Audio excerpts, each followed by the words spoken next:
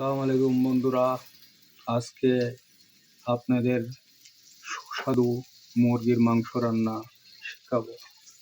কিভাবে রান্না করতে হয় দেখো। মরিচ দিয়েছি, এবার দিলাম তেল।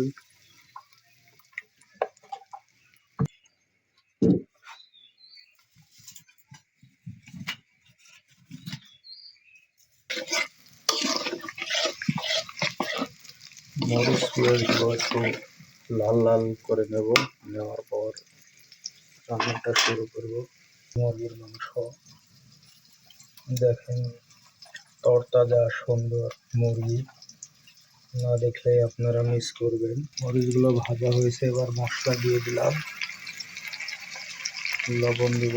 এবার মশলাগুলো ভুনা করে নিচ্ছি, এবার লবণ দিব। এগুলো ভুনো করার পর তারপরে মাংসটা দিয়ে ভুনা করব। মাংসটা কষিয়ে দেব। গ্যাসের চুলাতে, আমার মাটির চুলাতে রান্নাটা ভালো লাগে, খেতে ভালো লাগে। আর গ্যাসের চুলাতে রান্না একটা গন্ধ বের হয় গ্যাসের, এর জন্য ভালো লাগে না। এর জন্য আমি মাটির চুলাতে রান্নাটা পছন্দ করি। মানে রান্নাটা করলে খেতে ভালো লাগে এবং খুব সুন্দর হয়। সুন্দর সুন্দর করে বন্ধুরা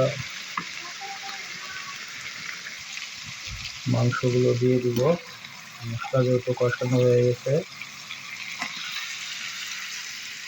মাংসটা একটু ঝাল ঝাল করে রান্না করব। মুখে রুচ নাই, জ্বর আসছে, এই জন্য ভালো লাগে না। এর জন্য নিজের হাতে মাংসটা রান্না করে আমি খেতে চাই, এর জন্য নিজে রান্না করছি, দেখতে পাচ্ছেন।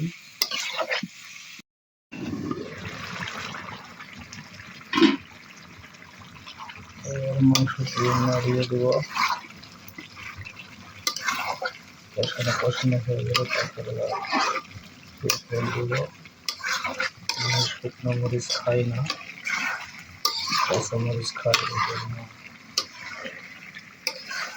মাংসটার কালারটা এমনই আসে। বন্ধুরা দেখুন কালারটা কেমন।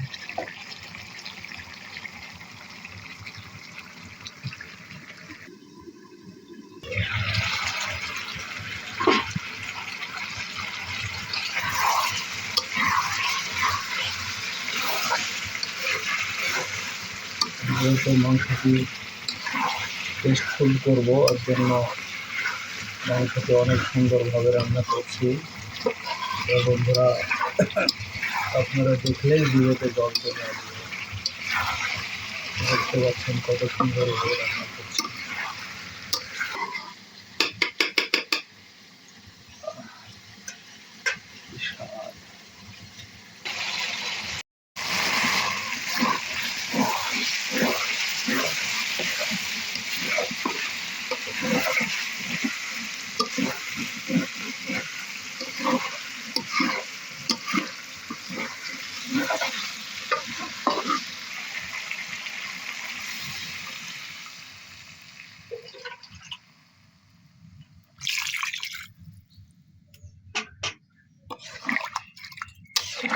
যেহেতু মাংসটি কষানো হয়েছে, এর জন্য ঝোল দিয়ে দিলাম।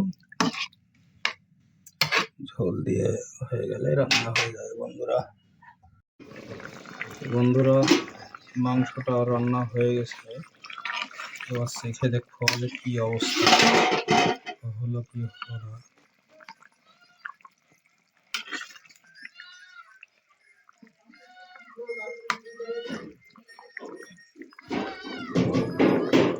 বড়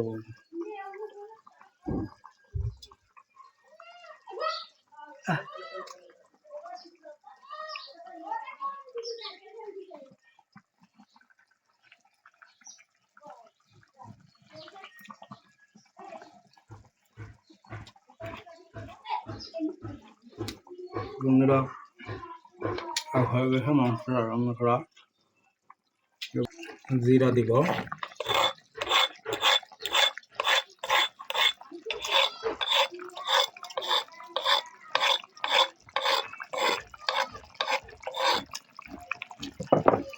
জিরাটা দিয়ে সুন্দর করে দিয়ে এবার নামিয়ে নিব।